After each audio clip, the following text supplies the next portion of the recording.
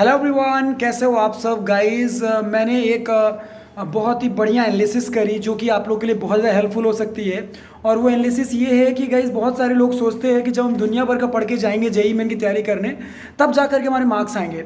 But अभी मैंने एक एनालिसिस लिया पूरा प्रॉपर, आप देख सकते हो। मैंने अलग अलग शिफ्ट के पेपर्स को निकाल करके देखा और लेटेस्ट एनालिसिस ली जो अभी 2021 के पेपर्स की थी, जिसमें कि मुझे पता चला कि यार डिफरेंट डिफरेंट शिफ्ट्स में, जैसे 24 तारीख को जो पेपर हुआ था, 24 फरवरी को पहला शिफ्ट जो हुआ था, उसमें ऑलमोस्ट 14 क्वेश्चन पूछे गए थे formula based, directly formula based question थे।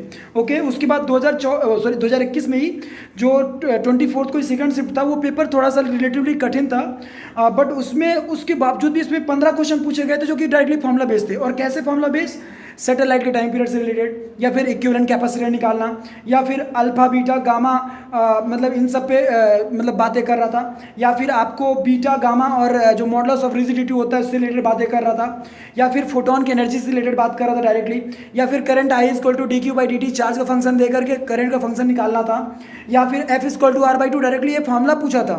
ठीक है, या फिर movement of inertia based direct question पूछा था कि भैया रिमेनिंग सेक्शन का मूवमेंट ऑफ इनर्शिया क्या होगा, तो ये फॉर्मुला बेस्ड क्वेश्चन होता है। ठीक है, उसके बाद जैसे करंट गेन के बारे में बात कर रहा था, delta I C by delta I B, मतलब बीटा की बात पूछ रहा था, अल्फा बीटा के बारे में आइडिया ले रहा था। फिर डायमेंशंस पूछा था एक एक्सप्रेशन दे करके।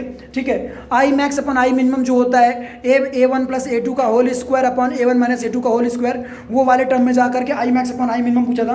पास्कल्स लॉ पे डायरेक्टली एफ अपॉन ए का बेस्ड एप्लीकेशन पूछा था। उसके अलावा जो ट्रांसफार्मर्स में बाइंडिंग्स का रेशियो होता है, बेस्ड ऑन दैट जो आपका स्टेप अप स्टेप डाउन की बात होती है, उससे रिलेटेड क्वेश्चन पूछा डायरेक्टली। और आपका मेलस लॉ पे डायरेक्टली क्वेश्चन पूछा था I equal to I naught cos square theta पे। ये question direct straightforward copy से पूछ रहा है और फॉर्मुलों से पूछ रहा है और फैक्चुअल बेस्ड। वहीं पे 2021 के ही जो 24 को सेकंड शिफ्ट का पेपर हुआ था, उसमें फैक्चुअल बेस्ड क्वेश्चन ज़्यादा पूछा, जैसे जीना डायोड पे डायरेक्टली फैक्चुअल बेस्ड पूछा। फिर ट्रांजिस्टर पे भी क्वेश्चन आया। मतलब एक तरह से देखा जाए तो सेम टॉपिक पे, सेमीकंडक्टर पे, जो कि बहुत ईजी होता है, दो दो तीन तीन क्वेश्चन पूछ रहा है। ठीक है, उसमें डायरेक्टली आपसे फॉर्मुला बेस्ड क्वेश्चन पूछा, G dash minus G dash equal to G minus omega R, omega square R, earth के रोटेशन की वजह से इफेक्टिव ग्रेविटी पे क्या अंतर पड़ता है। Direct straightforward P square by two M equal to kinetic energy होता है। अलग अलग आपको लीनियर मोमेंटम देकर काइनेटिक एनर्जी के रेशियोज के बारे में आइडिया लगाना, ये सारी चीज़ें पूछा था। और 2021 के ही जो 25 तारीख के जो पेपर्स हुए, वो थोड़ा सा रिलेटिवली टफ थे फिजिक्स में, लेकिन उसके बावजूद उसमें भी 15 क्वेश्चन डायरेक्टली फॉर्मुला बेस्ड पूछ रहा है।